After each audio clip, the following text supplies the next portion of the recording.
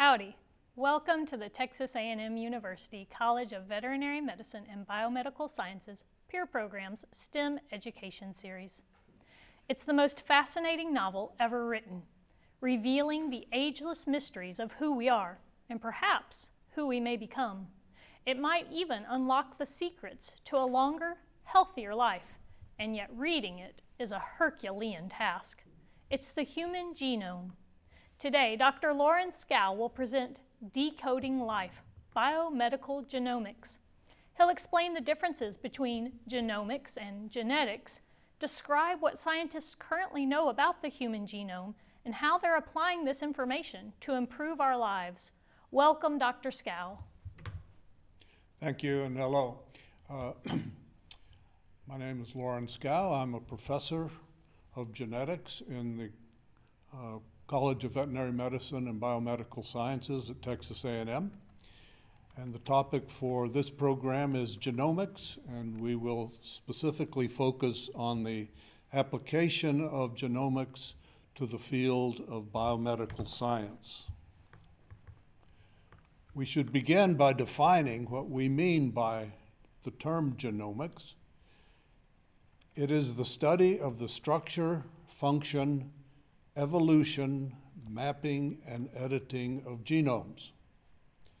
That may not be all that helpful unless you know the definition of a genome. A genome is a term used to describe the entire single or haploid set of DNA in an organism. It includes all of its genes.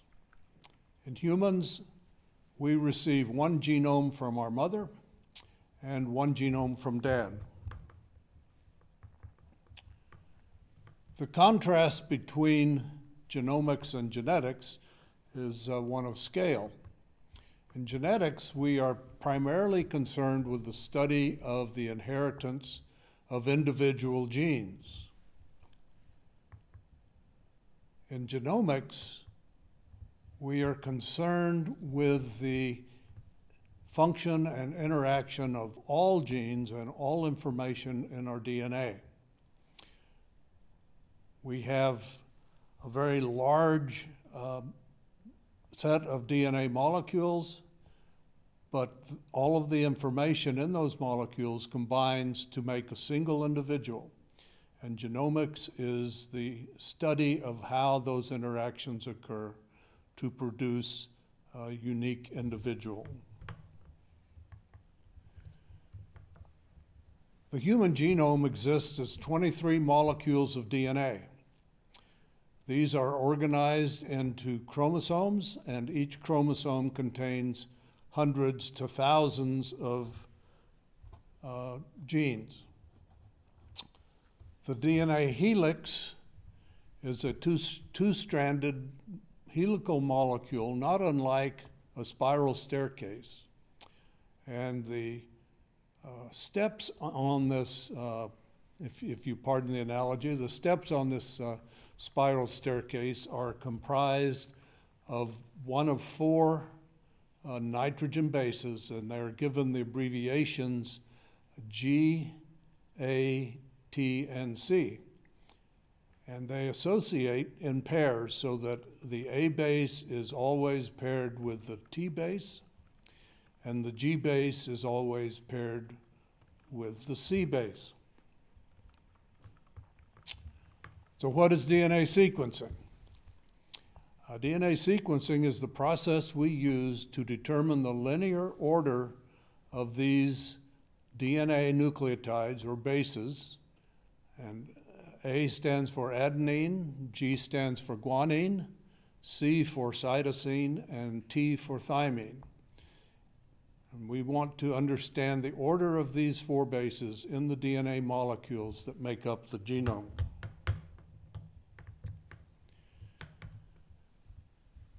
The DNA sequence of the human genome consists of approximately 3.2 billion nucleotides.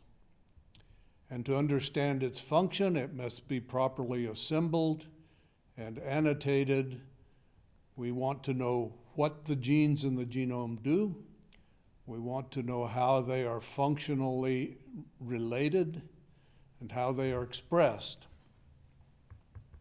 We have a question already, Dr. Skow, if Sure. you're willing to field it. They would like to know, does changing a single base significantly change the genome? That's a complicated question. As best we can determine, only about 5% of the bases in our genome actually control important biological functions. So depending on where that single base change occurs, it may or may not have consequences biologically. If it occurs in that large segment of DNA that is, for want of a better term, called junk DNA, it probably will not have any consequences. However, if it occurs in a functional gene, it may well have consequences, most of which are always harmful. All right, perfect, thank you.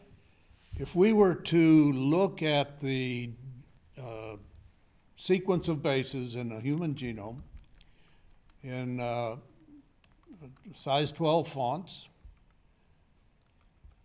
they would occupy 2,000 books, each book 500 pages in length, with 2,700 letters per page. This is an immense amount of information. It doesn't make very interesting reading on first glance. It's good for eye strain, but it's difficult to look at a DNA sequence and immediately understand its function. The reason for that is these four bases, the A, G, the T, and the C, represent the alphabet of the genetic code, but they're written without capitalization, without punctuation, without spacing, without paragraphs. There's no indication in the DNA sequence itself of its function. And that is the role of genomics. So how do we determine a DNA sequence? The first thing we do is we take a purified DNA molecule and we fragment it into millions of small pieces. You can visualize that in the slide here as that nest of straw on top of the DNA sequence figure. These millions of small fragments are individually sequenced. They're called sequence reads. Each of them is only a few hundred bases in length. The next step in deriving the genome sequence is to compare the sequence reads to identify regions that overlap among sequence reads. The overlapping reads are then assembled into contigs.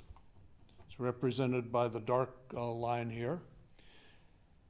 And then overlapping contigs are assembled into scaffolds, and scaffolds then are assembled into whole chromosomes. This is the world's biggest jigsaw puzzle. If you can imagine a jigsaw puzzle with something like 100 million pieces to be assembled into a single image. This is a video that hopefully will show us how this process occurs. So we're looking at a collection of letters here, and the intent is to identify meaningful terms within this 3 lines of letters. And you can see that they read, "The quick brown fox jumped over the lazy dog." the dog lay quietly dreaming of dinner. This is roughly equivalent to the task that faces scientists as they try to understand the genome. I have another question for you. So Okay. they're going back to your first answer, and they want to know if only 5% of these base pairs are functional, then what do the other 95% do? Well, if I knew that question, I would be very, very famous. The truth is, we don't know what they do. And we're going to talk a little bit about that later in the presentation. All right, thank you. So the Human Genome Project was an international research effort, was largely based in the United States at the National Institutes of Health. It took 13 years to complete, began in earnest in 1990, and the first published genome sequence appeared in 2003. The genome is 3.2 billion base pairs of DNA in length. It was sequenced at a cost of $3.5 billion. It identified about 20,000 functional genes, and we've said that these functional genes only account for a small percentage of all of the DNA in the genome. So there's still much to be learned. The cost of sequencing a genome has decreased dramatically since the Human Genome Project. So if we go back to when the human genome sequence was first published in the early 2000s, 2002, 2003, the cost for sequencing a genome had already dropped from $3.5 billion to about $100 million. But in the time since then, DNA sequencing has embraced technologies of miniaturization and robotics and automation. And the cost of a genome sequence now, well, let's say in 2015, 3 years ago, was slightly more than $1,000. It's projected by the National Institutes of Health that by the year 2020, that is 2 years from now, the cost of sequencing a genome will be about $10 per genome.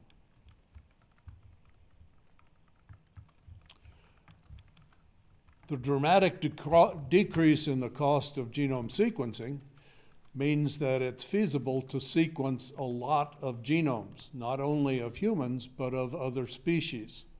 So as of January 1st of 2018, at the NIH database, it's called GeneBank, there were listed 143,681 different species for which we have genome sequence. These include animals, plants, bacteria, and viruses. And the total number of genomes in the database as of the beginning of 2018 was 500,000 genomes. So what's the importance of all of this sequencing and analysis? Well, it allows us to find genes quickly and easily. All of the DNA sequences from the previous slide are deposited in a public database, and anyone in the world can access that data.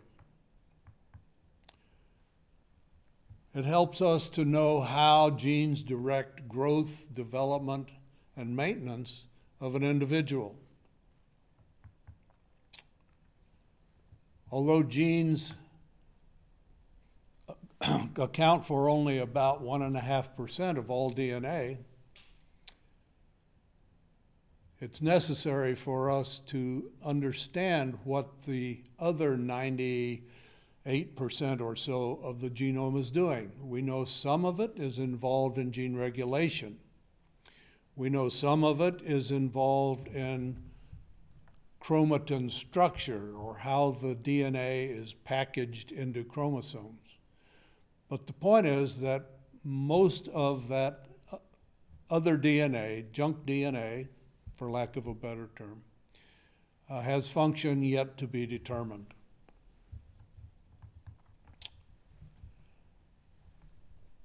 And pertinent to this topic of the biomedical sciences of genomics, genomics allows us to precisely identify the causes of genetic diseases and how to correct them. We have another question for you. And they'd like to know, how much overlap is there between genomes of various species? Good question. The genome sequences of a human compared to a chimpanzee is about 99% identical.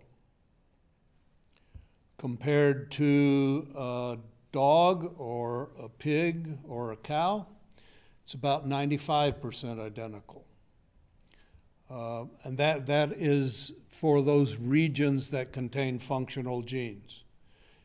If you look at a region of the genome that does not contain a functional gene, that is that junk DNA, then the level of identity drops to about 85% for a comparison between humans and, say, dogs or cattle. Thank you. That's Hope great. that answered the question. Yes, yes. So one of the advantages of having a large number of human genomes sequenced, and the number now is approaching 4,000 individual genomes, is that we have a really good handle on human diversity.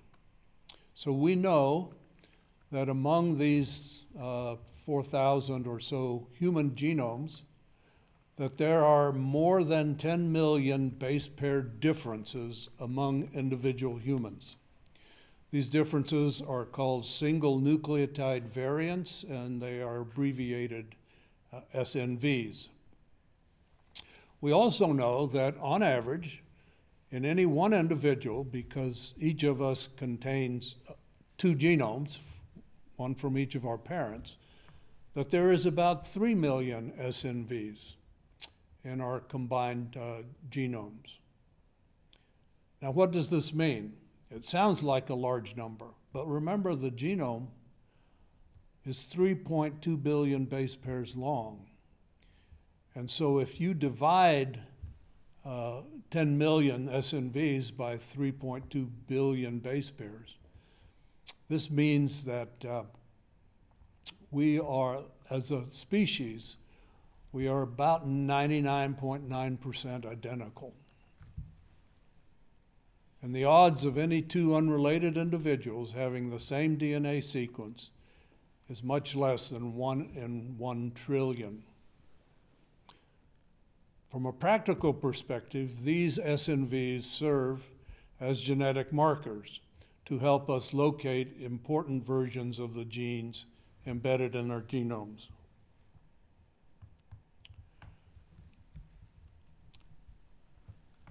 The application of genomics is just beginning, but we do have some indications of the value of this technology in biology, especially in biomedical science. This is a cover of Time magazine. It has an article dedicated to genomics and biomedicine, and it's given rise to a term called precision medicine, or some people prefer to say individualized medicine.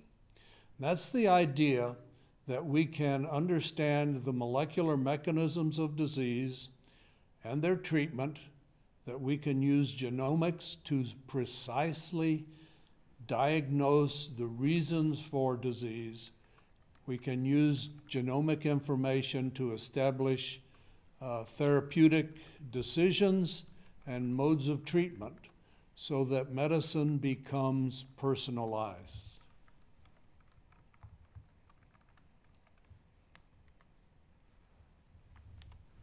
This slide represents 4 areas of application.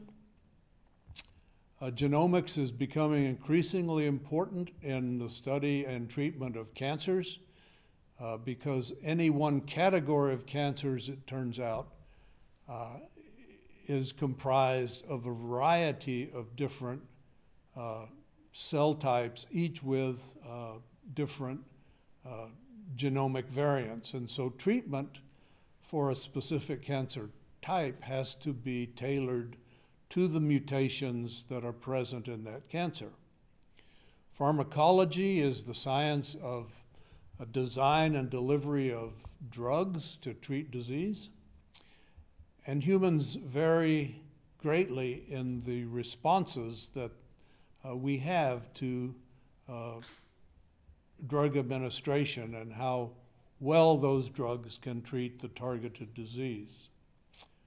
Genomics allows us to identify rare and undiagnosed diseases. In fact, the low cost of genome sequencing now has led some major medical centers to convert to DNA sequencing as a diagnostic rather than more traditional forms of clinical diagnosis of disease. And then lastly, genomics helps us to understand infectious disease. How does the host interact with the pathogen? What is the nature of the immune response? How can we improve the immune response? These are all areas in which genomics is having a major impact in biomedicine. We have another question. I don't know that you'll be able to answer this one, but it's an interesting question. It says, given that genomics seems to significantly impact a person's health or health care, will insurance companies pay for that? That is a good question. Insurance companies will pay for it if they are convinced that the cost for having this technology is less than the cost of traditional forms of treatment. So insurance companies often look at this as strictly as a financial decision. So you probably are all aware of the availability of over-the-counter personalized genomics. There are several companies that offer genetic testing, typically using a sample of saliva. The slide here on, in the upper left is for a company called 23andMe. 23andMe will give you your ancestry based on your SNV profile, but they'll also give you a list of diseases for which you might be at increased risk given your genetic profile. The little insert on the right is interesting. This is a chip that will determine the activity of a set of enzymes that is involved in metabolizing drugs. And this is interesting because this little chip has a USB port, so you can actually plug this chip into your personal computer and download your genetic information directly. So what kind of a model for personalized medicine might we consider? Well, let's look at the larger part of this slide. So we have a patient group here comprised of individuals of several different genotypes. All of the individuals in this example have had the same disease diagnosis, and the doctor has prescribed the same medical treatment. The problem is that these individuals have different genomes. And so the consequences of this treatment might be that for most of the individuals, The prescribed drug is not toxic, there are no side effects, and is beneficial, so the disease is cured. But for a small subset of these individuals, the drug will have side effects, but will still be beneficial. Then there are other individuals in this population for which the drug has no side effects, but is also not beneficial in curing the disease. And then the fourth category are those individuals in which the drug is toxic, has serious side effects, and is not beneficial. So the original prescription will only benefit 2 of the 4 different genotypic groups. And with genomics, we can identify the genes that cause these 4 different responses to drugs, and we can tailor drug treatments to the individual genomic profiles. We have a few examples of situations like this. It has been known for a few years that there is a significant benefit to humans to take doses of aspirin regularly to prevent colorectal cancer. In fact, for most people, regular aspirin, two tablets a day, will reduce your risk of colorectal cancer by almost 50%. About 87% of people fall into this category. However, there's 9% of Americans for which taking aspirin has no change in risk and might actually increase the likelihood for intestinal bleeding. And oddly enough, there are 4% of Americans that have an increased risk for colorectal cancer if they take regular aspirin. I'm going to interrupt you with another question. Sure. And here we're getting into some ethical questions, I think. But is there a risk to knowing too much, like being denied health insurance or social and emotional impacts about knowing your genome? That's a very good question. The ethical issues surrounding genomics are complex. There are recommendations that have been made. You can find these on the National Institute of Health website. The question of knowing too much relates to a situation where we can identify the causes of a disease, but we cannot effectively treat that disease. So the question then is, if you know what's going to happen, but there's nothing you can do about it, are you better off not knowing? That really is a question that each individual has to answer, I think. Right. All right, thank you. One of the other applications involves transplantation. So one of the problems with transplantation is that there are never enough donors available for the number of patients that need a transplant. And so other strategies are employed, and the major concern is that the transplanted organ will be rejected by the recipient. It's difficult sometimes to identify the process of rejection until it is well underway. And at that point, there are limited strategies available for controlling it.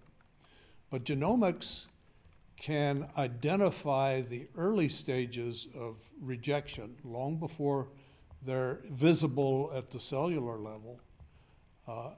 using non-invasive techniques, for example, a blood sample to detect a kidney or liver transplant rejection. So this technology allows doctors to more flexibility in dealing with the prospects of an organ rejection. This is one of my favorite applications. This is an application developed for a disease called cystic fibrosis.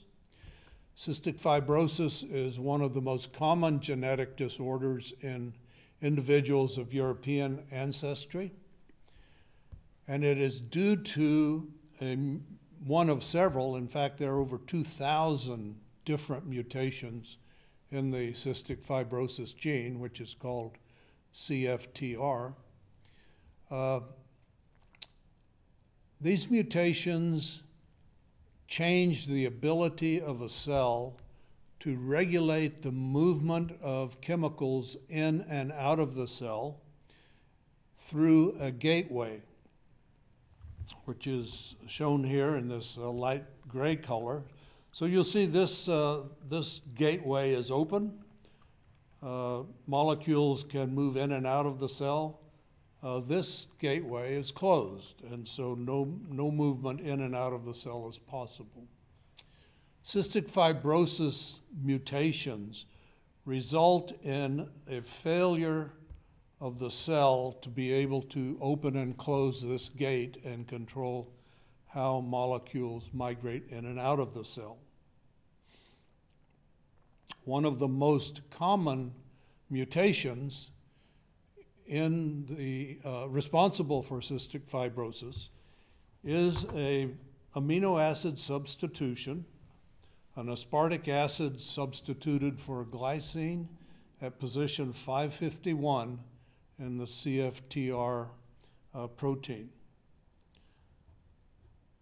A small molecule called ivacaftor was identified that somehow interacts with the proteins in the membrane gate to make this gate more easily opened by the cell. And so this allows the cell to control movement of molecules in and out of it, and it corrects the defect for cystic fibrosis. Unfortunately, as common as this glycine 551 aspartic acid mutation is, it only accounts for about 5% of cystic fibrosis patients, but it is a very effective treatment. Cerebral palsy is a neurological disorder that's caused by traumatic brain injury. One of the difficulties in properly diagnosing cerebral palsy in young children is that there are a large number of other neurological conditions that mimic the condition of cerebral palsy. Cerebral palsy has no cure. So in young children presenting with the features consistent with cerebral palsy, they may be misdiagnosed for any one of these sets of what are called masquerading diseases. The problem with that is that if the nature of the neurological disorder was properly identified in these young children, for many of these conditions there are effective treatments.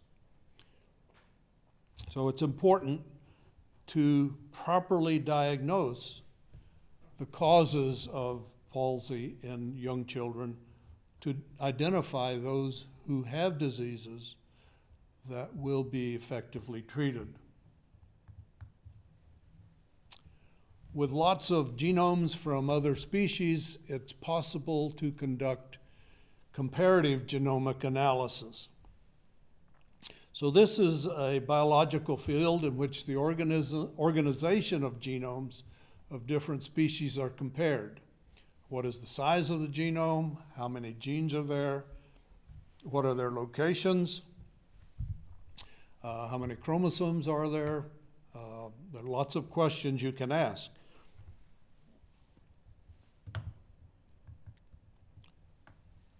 These are some of the results of comparative genomics. We know that among mammals, for example, there are large sections of the genome that contain the same genes arranged in the same order in different species. The figure on the left of this slide is for a region on cow chromosome 23 compared to a region on human chromosome 6. You can see that at the top and the bottom, here and here, the gene orders are the same. And you can see that in the middle, the gene orders are the same, but they have been inverted. And this is a feature of human chromosome 6 compared to cow chromosome 23, is that the genetic information on this chromosome has been flipped by a chromosomal inversion. So chromosomal rearrangements among species can be identified. We know that the genome size does not correlate very well with evolutionary status.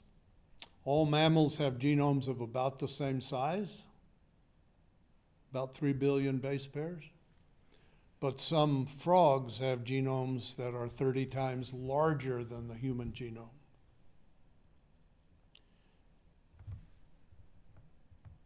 We have another question for you, Dr. Skow. They want to know, since there's so much overlap and similarities between different species, genomes of different species, they'd like to know what accounts for the physical, mental, or emotional differences in, say, a chimp and a human. Good question. When the first analyses of the genome data became available, one of the puzzling observations was that the genome sequence of these functional genes did a very poor job of explaining differences, whether they be differences between individuals in disease susceptibility or differences between different species in their behavior or their phenotype or other things. The consensus now is that these differences lie not in the 20,000 genes that are making gene products, but rather lie in the regulatory elements that control how much of this gene product is produced, where it's produced, and when it's produced during development. So that's the current working hypothesis, is that species differences reflect not so much qualitative differences in their genomes as quantitative differences due to different regulatory mechanisms. So, comparative genomics, it helps us understand gene function and expression, because we're comparing gene function and expression in species that may be very different. It helps us to improve human and animal health, because we can use the human genome to predict genomic issues in animals that are related to health, just as well as we can use genomic information from laboratory animals or domestic animals to improve human health. It's called the One Health philosophy. We can use genomics to identify ideal individuals for breeding in the case of conservation of endangered species. And there's a wide range of applications in agriculture to improve animal and crop productivity and increase disease resistance. One of the most exciting developments in genomics is the development of a genome editing tool called CRISPR. CRISPR is an enzyme found in bacteria, and its function is to protect bacteria from viral infections. Scientists have hijacked this protein and applied it to genome editing in animals and plants. CRISPR is an exquisitely specific enzyme. It will recognize a single base pair position in the genome, and it is an enzyme that cuts DNA. It's called an endonuclease, and at this specific base pair position, it will cut both strands of the DNA molecule. This creates what's called a double-strand break. Our cells are very accustomed to repairing double-strand breaks because they happen not infrequently in the process of cell division. There are two strategies to repairing double-strand breaks. One is called non-homologous end joining. And in this strategy, the double-strand break is simply ligated back together, usually with a deletion, that creates a mutation that effectively inactivates the gene. So if the desire was to edit a gene, the overexpression of which was causing a pathological condition, then one would use CRISPR-Cas to create a deletion in that gene and prevent its expression. On the other hand, you can use homologous recombination of this double-strand break in the presence of a correct strand of DNA to actually correct a mutant gene and restore the sequence to its original state. This is precise gene editing, and both of these techniques are being used as we speak to develop effective gene editing therapies for a variety of diseases.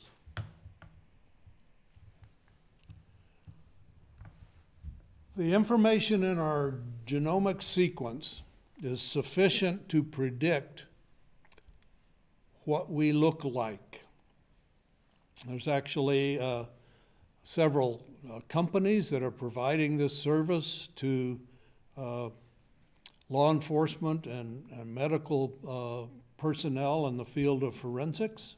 This is an example from one of those companies, and it shows you the computer-derived face of this young woman compared to the actual photograph of this woman. So this technique is being used to identify victims and perpetrators from crime scenes where the only materials available are maybe a piece of bone or a drop of blood or a few strands of hair to identify either the victim or, in some cases, to identify the perpetrator of a crime. The same approach that lets you develop a morphological phenotype of an individual from its DNA allows us to develop the morphological phenotypes of plants and animals using ancient DNA. This is a computerized drawing of a young girl who would have lived in Central Europe about 100,000 years ago and was a member of the Neanderthal group of hominids, which is the collective term for human-like species.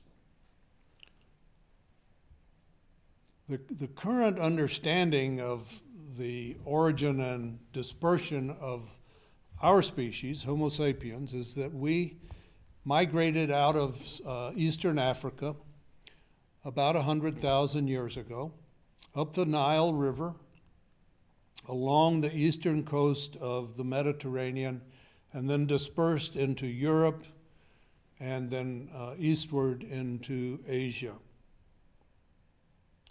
That dispersion into Europe occurred while the Neanderthals were still in that area.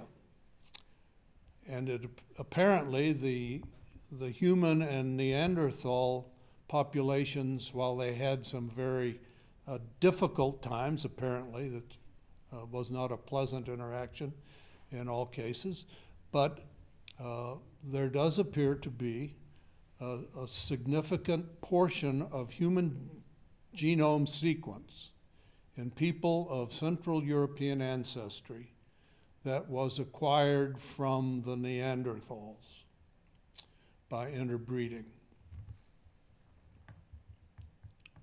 So, these are a few of the applications. There'll be many, many more to come. I'd be happy to answer any more questions. Thank you. All right, thank you, Dr. Skow. This is a fascinating presentation. We do have one more question, and they want to know, when genes are edited, as you mentioned there, does that edit, is it replicated throughout the organism's life? Yes, it is. The problem is well, our bodies are comprised of, depending on how large you are, of about 30 trillion cells, plus or minus 10 trillion. So to get a gene editing procedure to work, you have to incorporate that change into a large number, a large proportion of those body cells, probably around 20% to get a therapeutic effect. So for this to work, this technique has to be coupled with some other technique. Usually people are using stem cell for the editing event and then expanding those stem cells in tissue culture until they have enough cells to introduce into the patient at a therapeutic dose. There's also attempts to use a virus, a harmless virus, to introduce the CRISPR-Cas system into cells of a patient, and in that case, although it wouldn't affect all cells of the patient, it would probably affect a sufficient number of cells to have a therapeutic effect. Once that occurs, then that gene editing change does appear to be stable for very long periods of time. All right, thank you so much. And we appreciate y'all being here with us today to enjoy this presentation. It sounds like this is a field open for so much more research and discovery and application in the future, and that will be things that you, our audience, will be doing. So if you're interested in this field or other fields of STEM or veterinary science, we encourage you to visit our website. It's peer.tamu.edu to find lessons and videos and activities that you can use to increase and improve your STEM knowledge. We look forward to seeing you next week as Dr. Patterson talks to us about ruminant nutrition. Thanks again for being here, and we'll see you next time.